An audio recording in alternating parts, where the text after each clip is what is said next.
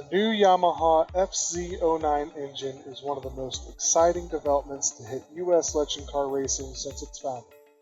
For the first time, an affordable, long-lasting, water-cooled engine is available for competitors to use in their cars, saving them time and money.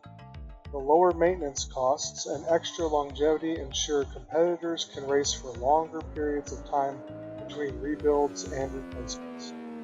Of course, thousands of XJ1250s are in the wild, and this video is designed to assist you in changing over your 1250 car with a conversion kit to fit the FZ09.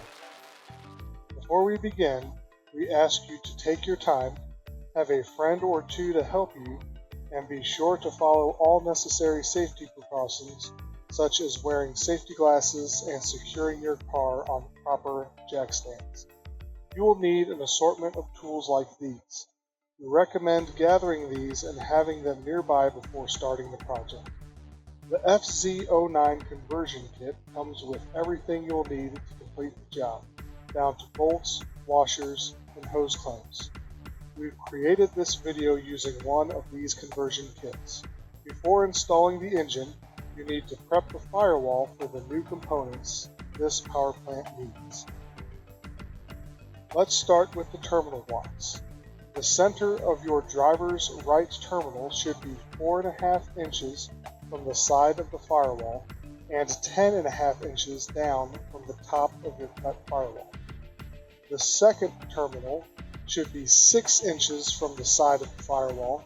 Hold or clamp the block up to the firewall and mark your holes. Remove the block and drill your holes from the terminal blocks. If you do not have a step bit, a standard 11/16 inch and 3/16 inch drill bit should do the trick. Use a wrench to secure the blocks with the included lock nuts. Next, we will install the level switch.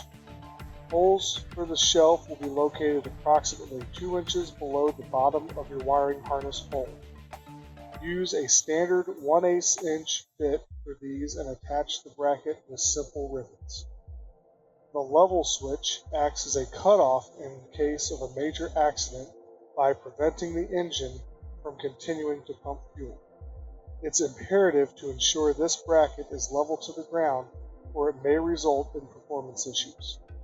Orient the switch with up facing the sky and attach the switch to the bracket using the included screws.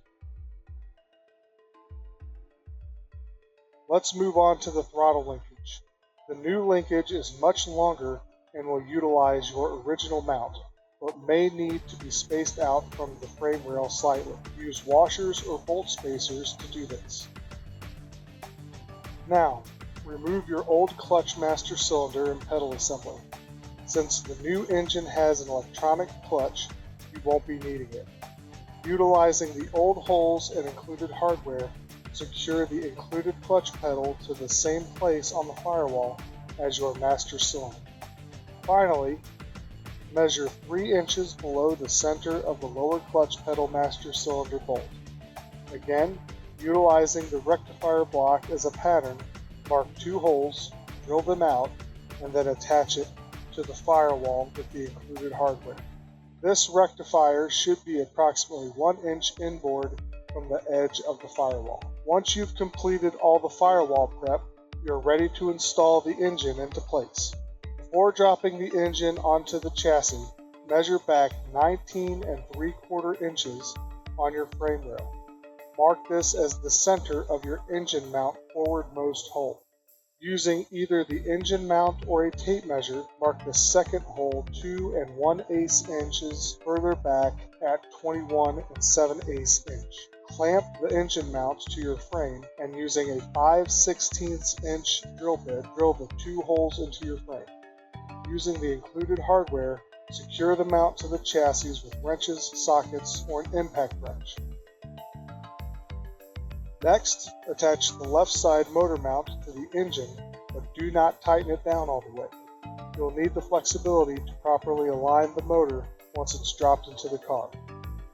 Using an approved hoist or other similar device, gradually lower the engine into the frame. Install the bolts through the right side motor mount and attach the nuts, but do not yet fully tighten.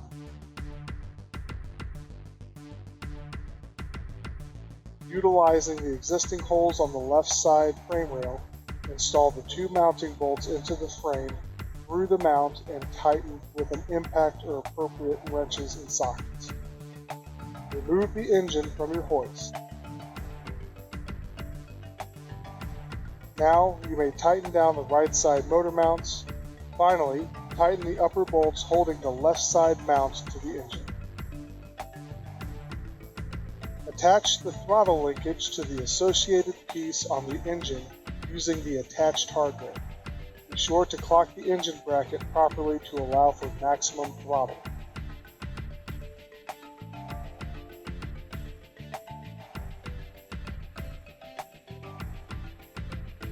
Then, place the throttle cable in the bracket on the engine and tighten the jam nuts to secure it.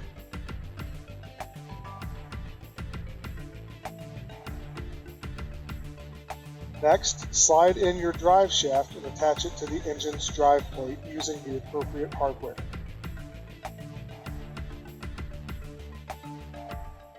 Installing the clutch cable comes next. Clip the cable lock into place on the transmission.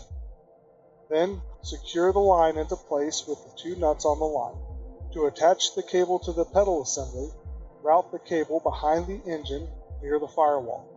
A conveniently placed idle clamp at the rear of the engine will come in handy with routing the cable to the pedal.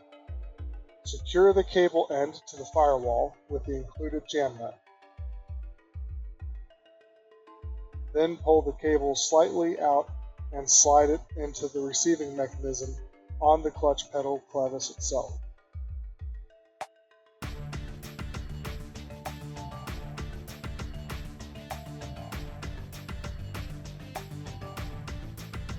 Bolt the clevis to the pedal and tighten the fasteners accordingly.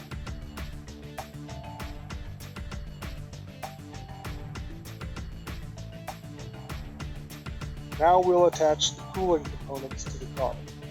First, you'll need to clamp the radiator tray into place and drill a hole into each frame rail to attach this piece. Locate it directly next to the rack supports already in place. When installing the hardware, you may need to utilize a washer or 2 in order to get a proper fit and prevent the tray from flowing. Now is a good time to install the small piece of rubber protection that came with your install kit onto the left side engine mount. Next, install the 90-degree silicone hose onto the back of the engine as seen here. Secure it to the motor with an included hose clamp. Place a second hose clamp on this hose for use in just a moment. Next, slide the aluminum water pipe into place between the engine and the left side mount. Slide the aluminum piece into the silicone hose and secure it with a hose clamp. After that, attach the small black hose from the engine to the smaller port on the aluminum tube, also securing the attachment with a hose clamp. Now, take the longer silicone hose and attach it to the front of the engine. Secure one hose clamp to the engine side and leave another clamp on it for the radiator we will install in just a moment. Slide the shortest silicone hose onto the aluminum tube, also placing 2 hose clamps onto the tube, but do not tighten them just yet. On the radiator you received in your kit, remove the adhesive covering and attach the rubber strip to the bottom of your radiator. The drain plug of the radiator should line up with the hole in the tray bracket we installed a little bit ago. Stand the radiator up onto its tray and slide the 2 silicone hoses onto their respective ports of the radiator. Once the radiator is positioned properly, secure any loose hose clamps on the cooling hoses.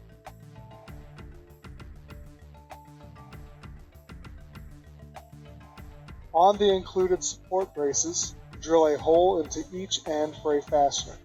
We recommend using a vise or similar tool and not your hands. Finger tight each bracket to the frame and the radiator to help achieve a proper fit. Once satisfied, securely tighten the mounting hardware with the proper tools.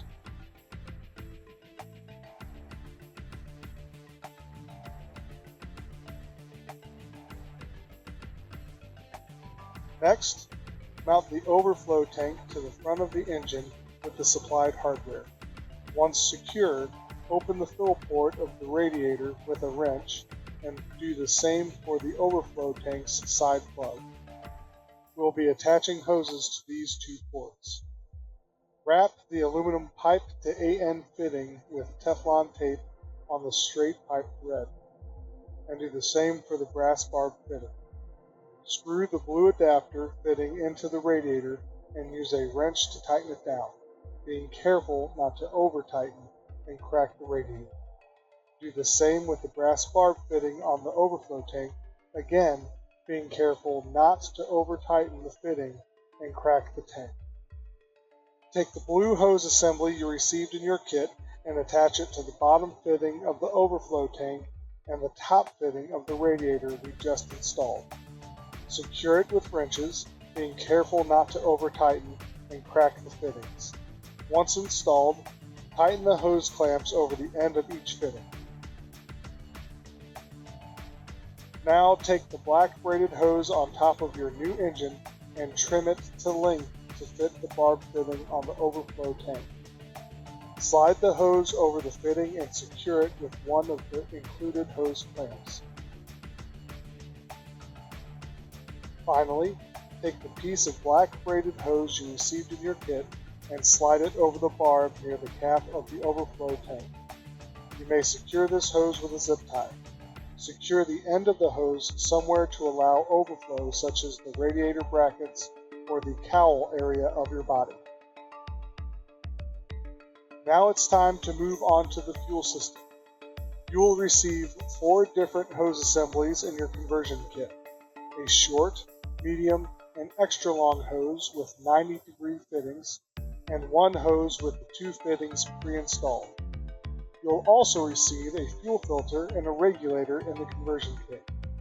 Drill a hole for the regulator approximately 3 inches to the right side of the rightmost support bracket and secure the regulator to the chassis with the included hardware. Locate your hole at an angle similar to your rear support hoops, not completely flat, yet not completely upright. If you currently run a steel fuel cell, you'll need to make some adjustments to your existing cell. First, remove the plate from the top of the fuel cell. Then, remove the vent assembly from the plate and place the plate in a vise or similar clamping device. Using a 1/2-inch drill bit, drill another hole in the top of the fuel cell plate.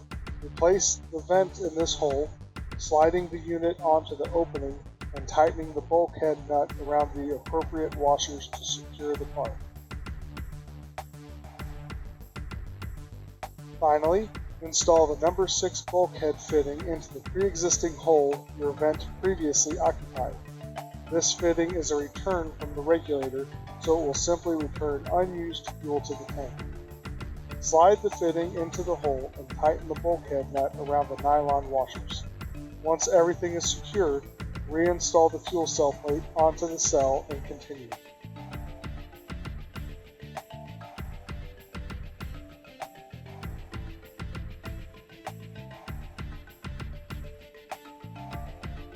Take the medium hose with 1 fitting and attach it to the fuel cell, being careful not to over-tighten. Next, attach the inside of the fuel filter to this hose using a hose clamp to secure the connection. Then, take the longest hose and connect it to the fuel pump, which mounts on the side of the fuel cell. Take the open end of this hose and attach it to the outside of the fuel filter and secure the attachment with a hose clamp. Install the final open-ended hose onto the barb on the back of the fuel pump, again using a hose clamp to secure the connection. Attach the 90-degree fitting to the inside of the regulator, the one on the driver's side, and secure it properly. Next, take the double-ended line and secure one end to the regulator's overflow port, the one facing the back of the car. The other fitting will go on the very top fuel cell, where any excess fuel can be recycled back into the system. Secure both connections with a wrench. For added security, tighten the included hose clamp on each line over the connection. Once the small work is done for the fuel system, you'll need to run your fuel line to the engine through the fuel line rail in your car. Feed the hose through until it's accessible at the front of the car. Attach a fitting to the hose like the other lines and attach this hose to the output of the regulator, securing it properly with hose clamps and a wrench. To attach the fuel line to the engine, use a fair amount of silicone paste to lubricate the engine fitting. Apply some to the hose as well. Next, slide the fitting into the hose as far as possible. Yes, it will be a tight fit, and you may need a little assistance.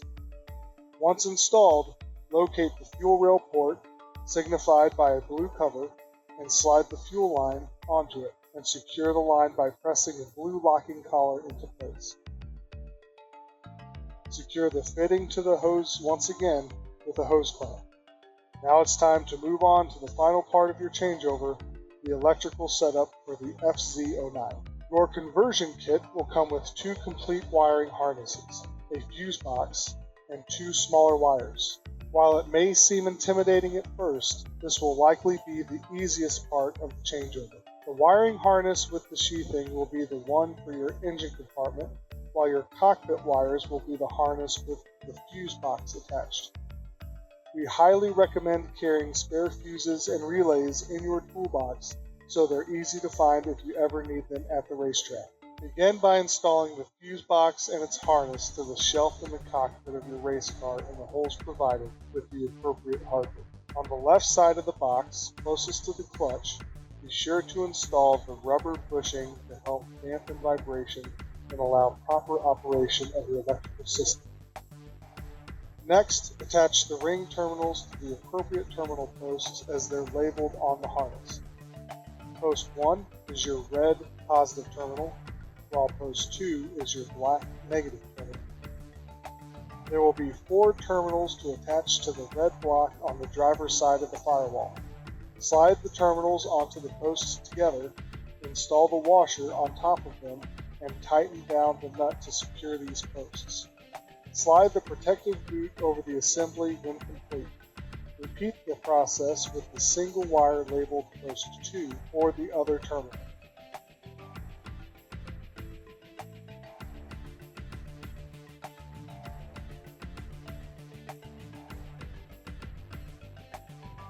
Next, find the 2 black wires with ring terminals labeled ground.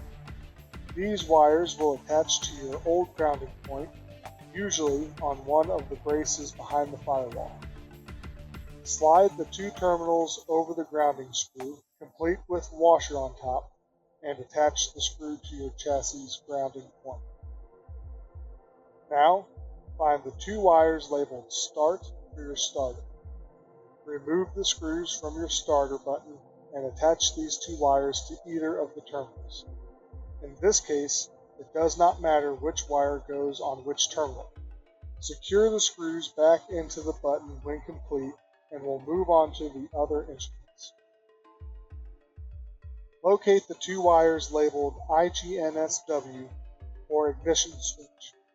Again, remove the screws on the back of the switch and attach each of the 2 wires to the terminals. Like the starter, it does not matter which of these wires goes on which terminal. Now, locate the starter switch wire with the extra terminals on it. These terminals will power your indicator lights and other smaller instruments. Slide the terminals onto either side of your amber, green, and red indicator lights. Again, these terminals are not side-specific and may go on either terminal of the lights. After you've attached these wires, find the pink, yellow, and blue wires. The wire labeled MIL will go to your amber light. Your neutral indicator will attach to the green light, while the wire labeled oil will attach to the red light. For the final wires to attach under the dash, remove the actuator switch from the clutch pedal by removing the 2 large screws on the left side.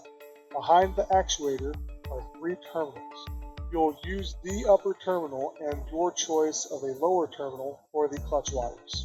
Remove the tiny brass screws from each terminal and attach the two ring terminals for the clutch. Again, it does not matter which wire goes to which terminal. When complete, reattach the actuator switch to the clutch pedal assembly. Slide the two longer leads for the clutch into their receptor terminals, and now you're done assembling wires under the dash. Secure the wires neatly in a safe place such as underneath the dash panel using zip ties or similar wire management systems. You'll have 3 spare wires here to use for attaching tachometers or other gauges as desired. Next, mock up the harness port for the Firewall. It will only attach one way, and we recommend aligning the engine side of the harness in a 90-degree orientation facing downward. Once you've determined the proper orientation for your harness plug, attach it to the Firewall using 4 1/8 inch rivets. You'll notice you have a handful of extremely long wires remaining from the under dash harness. Take these wires and route them to the back of the car, for instance through the opening in the driveshaft tunnel. Make sure your master disconnect is turned off, and then take the thicker wire and attach it to the appropriate post of your master disconnect, the post where the main battery wire is not attached. Secure this wire appropriately with a wrench and move on to the smaller wire. Carefully snip the zip tie attachment and take the small black wire which is tied to the long wire and attach it to the fuel pump on the driver's side as we've done here, and then attach the other end to the mounting bolt for a proper grab. Next, take the small red wire and attach it to the remaining terminal on the fuel pump. Secure the terminal nut with a wrench and then manage any slack wire as appropriate with zip ties or similar items. Now we'll move under the hood. Again, while it may seem intimidating, most of these connectors are unique and difficult to attach to the wrong place. Take your time and be careful to install these correctly. Refer to your installation manual for additional details. Take the small wire with the weather pack style connector and red boot and attach it to the lower port of your rectifier. If you haven't done so already, you may also attach the engine harness to the upper port of the rectifier. Next, just like we did inside the car, attach the red wire, labeled post 1, to the red post with the included hardware. Cover the connection with the red boot once you've completed this task. By now you've likely surmised the other smaller wire will go on post 2, or the black post. Attach the end labeled post 2 to the terminal as we have the others, and cover with the boot.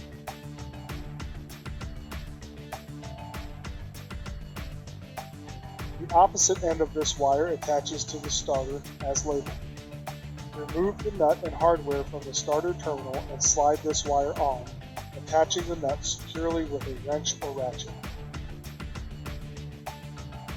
Once completed, attach the screw-on harness to the port we attached to the Firewall earlier.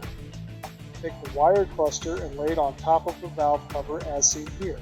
Attach the map sensor to its appropriate port as seen here. The connectors are tight once you hear the click of the harness. Take each of the 3 black connectors on top of the valve cover and attach them to the coils. If you're worried about attaching the wrong ones, use the wire lengths as a guide for which connector goes to which cylinder. Next, take the gray connectors and attach them to the fuel injectors in a similar fashion.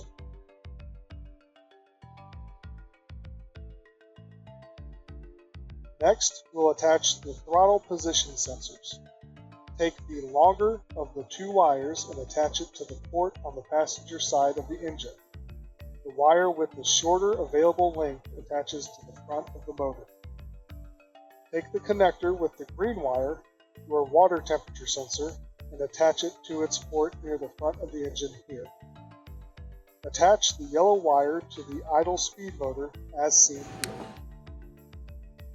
For the airbox, attach the brown and black wires to the adapter which goes into your airbox.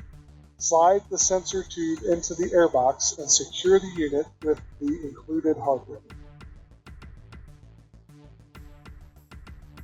Attach the blue wire on your harness to the smaller wire which comes from the back of the transmission. The larger wire is for your shift indicator, which will attach in a similar fashion. Take the wire with the black and yellow connector off the back of the engine and attach it to the connector with the black and yellow terminals. Next, take the single wire gray connector from the harness and attach it to the single wire gray connector from the back of the engine. Now, find the orange wire and attach it to the back of the white block attached to the front of the engine. The motor should have an orange sticker, as seen here, near this port. One of the last few things we'll do is to find the first wire we attached to the rectifier at the beginning of this section. Locate the grounding spade and slide it into the white plug on the sheath wire. It should also click into place. Slide this assembly into the similarly shaped plug which is attached to the engine. Then we'll slide the level switch into its connector as seen here. Click it into place and we're almost done. You'll have one port that does not connect to anything here. This is a tech port for officials to check various settings of your machine and should be secured in an easy to access location. Finally, we will attach the ECU to the firewall. The ECU comes with 4 self-tapping sheet metal screws that attach it to the firewall, or you may choose to use bolts and nuts of your own. Locate the ECU with the plug facing down. Be careful not to tap through any other wires or mounts on the firewall when locating the ECU. Once the ECU is attached, insert the wiring harness plug and secure it by moving the lever into the locked position. Your conversion is now complete. Fill the cooling system with water, add oil to the engine, fill the tank with fuel, and you're ready to crank her up.